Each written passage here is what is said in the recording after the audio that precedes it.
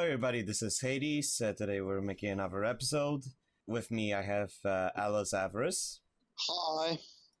We also got guest member, we got my good friend Ashinar. Hello. And today's topic is Dog from the game Half-Life 2, also including episode 1 and 2.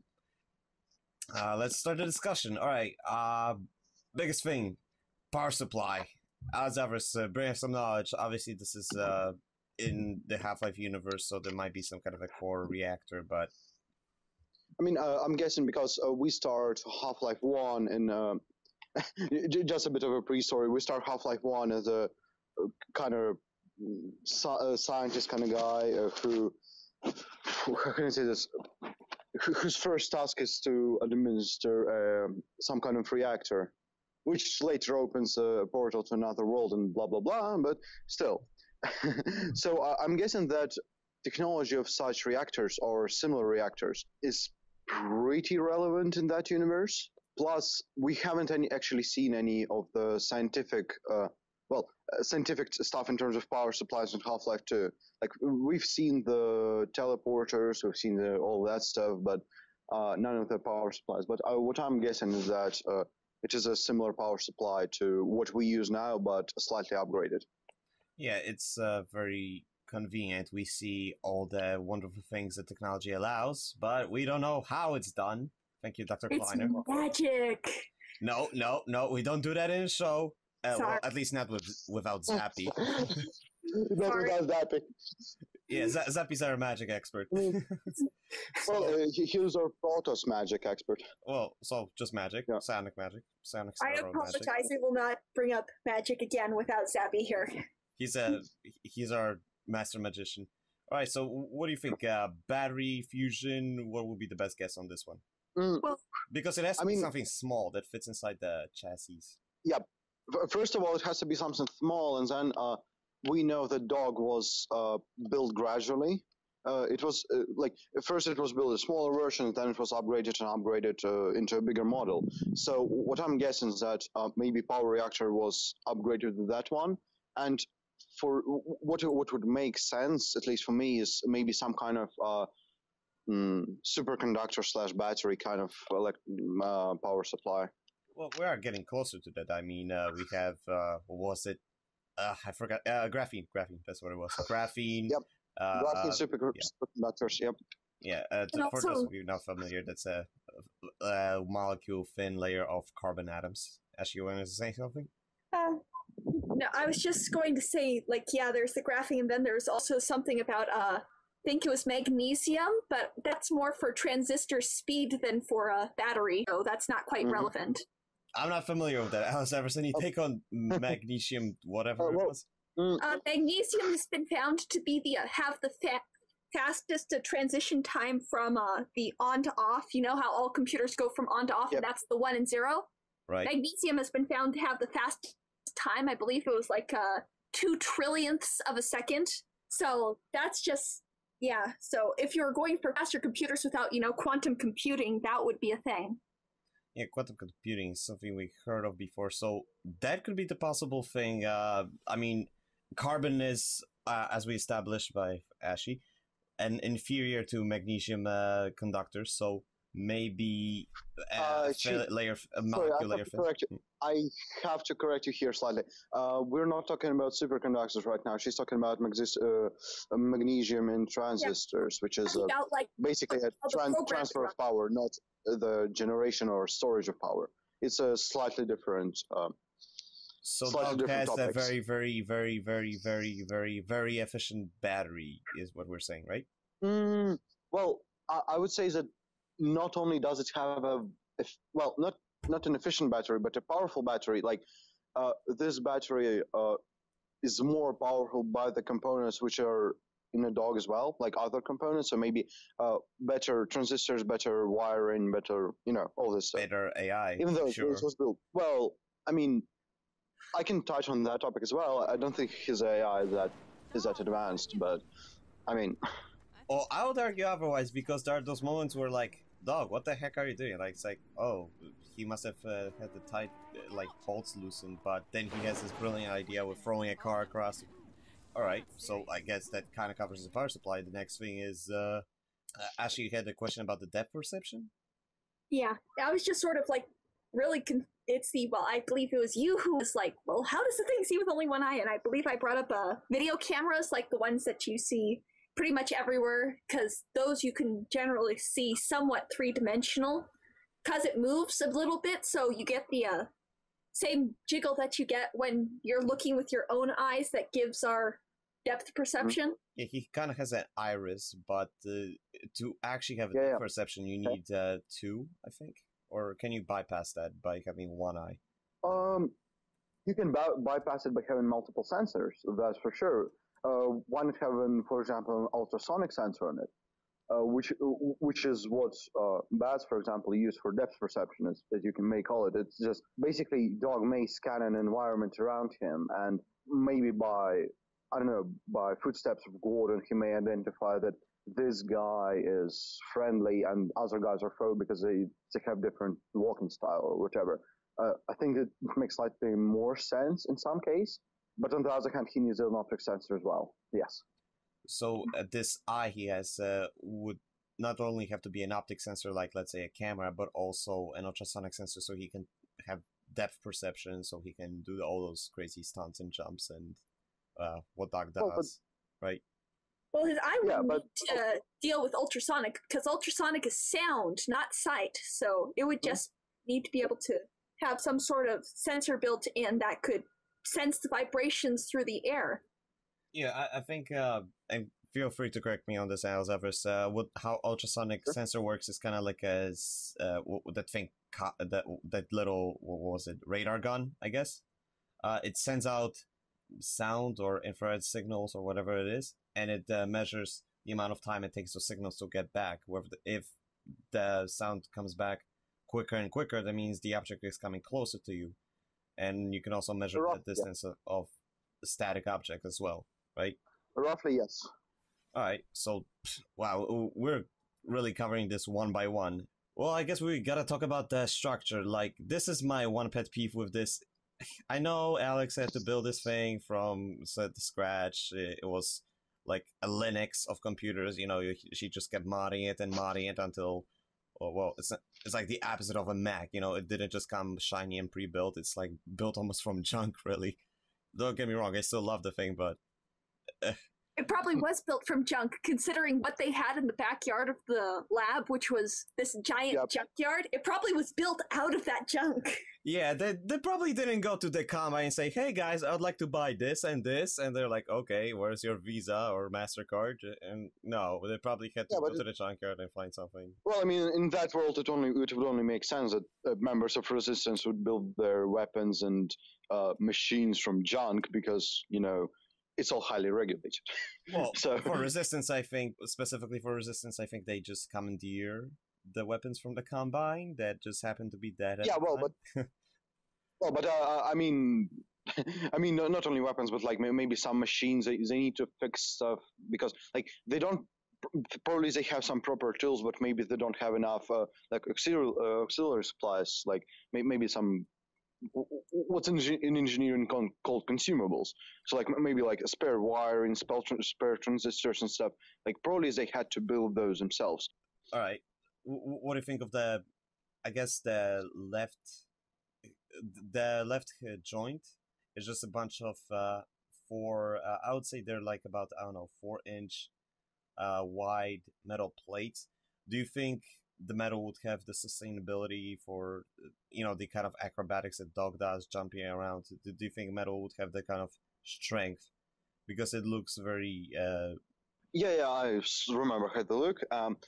Well, I think the movement issue with the dog is that, well, I mean, I can say this, like, as far as I remember, he moves on 4 limbs. He doesn't use just legs for his movement, as far as I remember. Not often, at least, yeah. Well, no, yeah.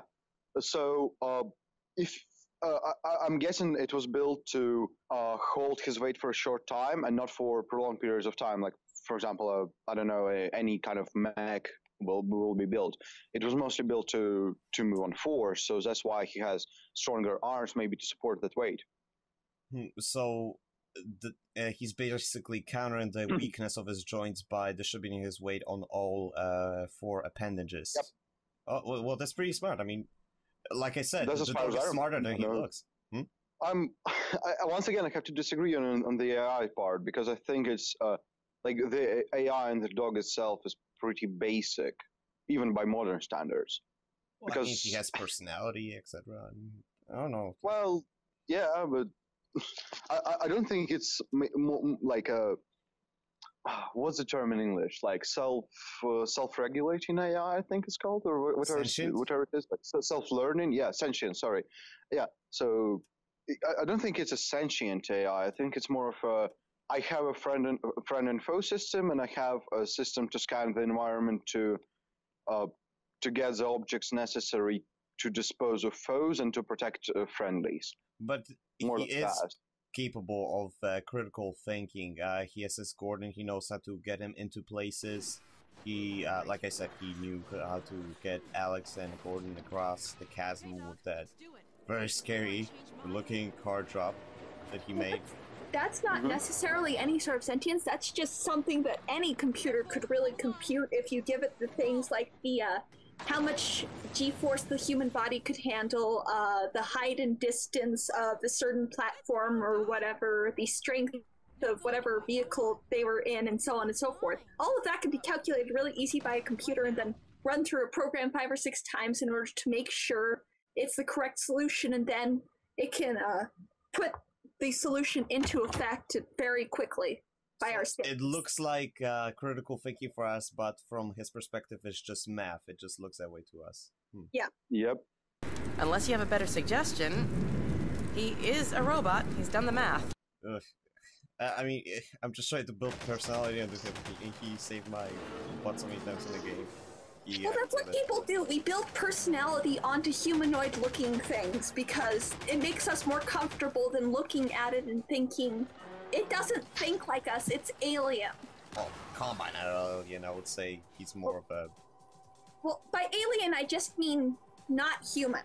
It doesn't think the same way we do, so it makes us uncomfortable unless we can give it some sort of human-like thought process. So he's actually more simple than we think. Disappointing, but... Then you think, yes. Yeah, well, still, he is badass. Can't deny. No, can't deny. Another thing, you guys remember that time when you first meet the dog, you play catch with him? He has this little dog, has his own gravity gun apparently in his limb, so he can throw the ball around. He can, he threw a couple boxes, and... Well, I don't want to get too much in depth into it because it's a gravity gun episode, not the dog episode, but how do you think he could build in that little magnetic field into that one arm? And I'm just assuming for convenience sake, so it's easier to explain that it's just that one hand and not both. Well, considering the size of the gravity gun that Gordon got versus the size of the hand, I would assume that the one that's in dog is like some sort of like first or second attempt or whatever that wasn't quite as effective as the one that the player gets to play around with, but it was effective enough that it could still be used without just being scrapped and remade into something else for another project or whatever. Alright, Ashley, so what you're saying is that they have been trying to make a gravity gun for some time, and one of the prototypes, which, I don't know whether either it was too heavy or something, could not be handled by a human, but it could have been incorporated into the dog's arm, right? Yeah, basically. Yeah, I mean, it makes sense. Like, why waste something that technically works? It's just not working quite the way you would hope. Yeah, it would be useful, but not so much useful for like a handheld device. So it took them a while to perfect it to make it into a handheld device. I mean, it's still pretty big, but yeah. Good, I mean, that's the way point. A lot of things. Yeah, I know. The original computers took up entire buildings, and now you've got them in your own room, basically. So, well, even in your cell phone, technically. Yeah, technically, you use your cell phone. Yeah. So, what else is there left? I mean, we talked about the AI in a way. We talked about the structure. Maybe something about its history. What do you think was the process of the dog. We see a lot of parts that are like it's very non-symmetrical. One leg is like this, one arm is like that. I was just gonna say, it looks like with the head or whatever, it looks like it was originally one of those security drones or whatever that probably got damaged and then scrapped or whatever, and they tried to get it. Oh yeah! Oh man, I totally forgot about those. Yeah, Yeah. The little annoying things that flash into your face and then you can't see anything because the screen is all white. Those things. Mhm. God, I hate these. Yeah, it was probably originally a project to like get it to reprogram so that way it would fight for the resistance instead of the Combine, and then it just got stuff added onto it over time, I would guess.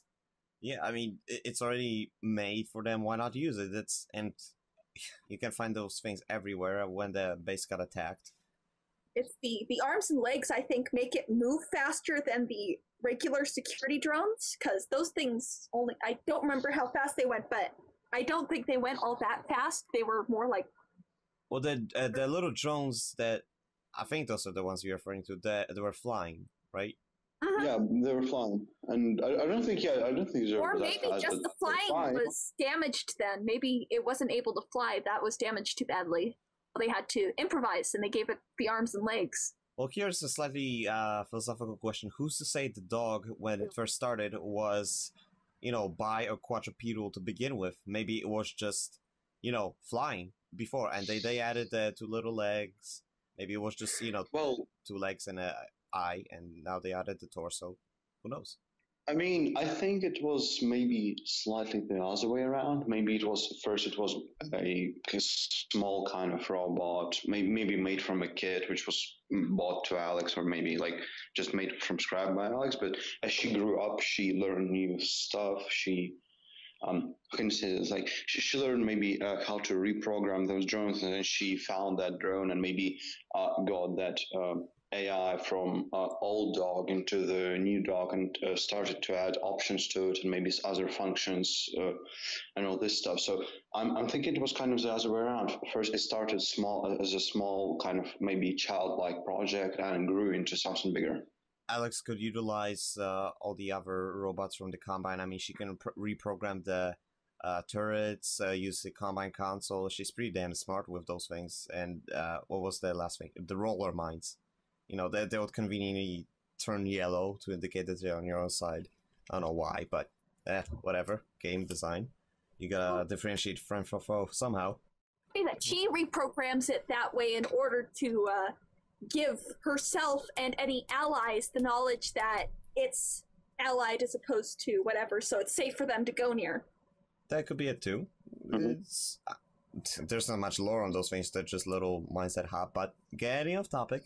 Any last? That actually brings up a good thing that I had actually been wondering about, because you mentioned the ultrasound or whatever as a way to tell friend from foe, and I was just sort of like, but that's not all that easy. But what if it somewhere along the way managed to pick up some sort of like biosensor or whatever? Because I believe the Combine have a different genetic, well, obviously have different genetic makeup or whatever, but maybe it's able to Well, no. I don't think it's genetic so much as it's some kind of a tag for discriminatory devices. Like soldiers may carry a little, like, how you go through a mall, you might steal something, and then if there's this magnetic tag, maybe they just have that, and the machine doesn't have to, scan biometrics. It just like, does it have the tag? Okay, it does. So that's a friend. Does it have the tag? No. Well, shoot it. That would be much easier. So maybe when Alex bootlegged some of those Combine machines and robots, maybe she also got those tag sensors, and she just reversed it. Anything that does have the tag is an enemy, hence that's the Combine. And anything that doesn't, well, let's just give it the benefit of the doubt because they may be part of the resistance, right? Yeah, that would make sense. And then if it does for some reason attack the machine, it's unlikely to be killed right away, and then it's it attacked me, then it must be an enemy, so... Well, that or Alex just tells dog to attack it to begin with, because they're pretty much, they try to be inseparable, sometimes they can't help it. Yeah. That covered pretty much... I'm trying to think, is there anything else left on a dog, other than the fact that it's awesome, which I have to bring up? I can't think of anything. I think just its general strength, beyond that of what it was doing, it's the... taking a look at how it's built, would it be capable of the acrobatics that it's capable of with its structure. As Ever's already brought up that it uses all 4 of its legs in a contention, so maybe we're not just thinking, can it do it with... You have to look at the way it moves. Can it do it with 1 leg? Maybe not. But can it do it with 2 legs and 1 arm and jump that high? Perhaps. So, but looking at the size of the servo motors and things like that, do you think that's viable with the motors being as they are, even if it does use multiple appendages to propel itself? I mean, we saw a car with people in it, so that's like, what, maybe 2-3 tons? Yeah, and it was standing on 2 legs at a time, so yeah, those only 2 servo motors for supporting it, half of its weight and the car, and, you know, the arm servos for throwing it. So as ever, as you think... Yeah, that's I think it was close to its upper limit of strength, actually, for what I think, anyway. Yeah. Well, it may also be used.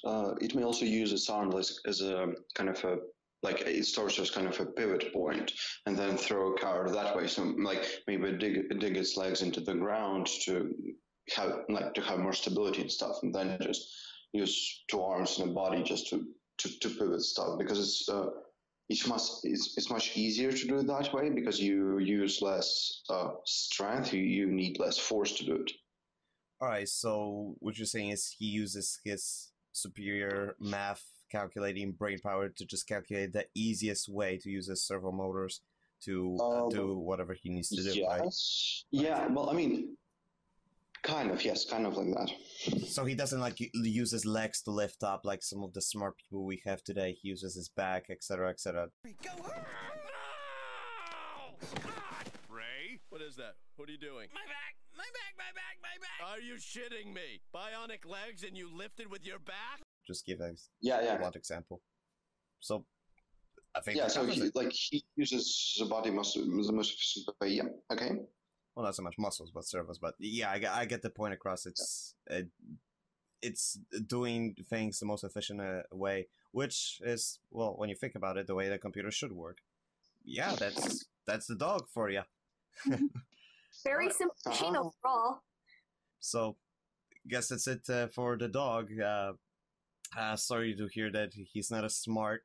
Well, our terms of smart as we think it was. But hey, he saved our butt in previous episodes. He will do it again in episode 3, which, by the way, Valve, hint, hint, get to it. This has been Anatomy of SciFI, Half-Life 2, and episode 1 and 2 episode on the dog. I'm Hades. I'm Ashy. I'm Elzaris. Yay. Make sure to, again, check out our forum, Twitter, Facebook, all those social sites, and we'll see you next time. Peace out, guys.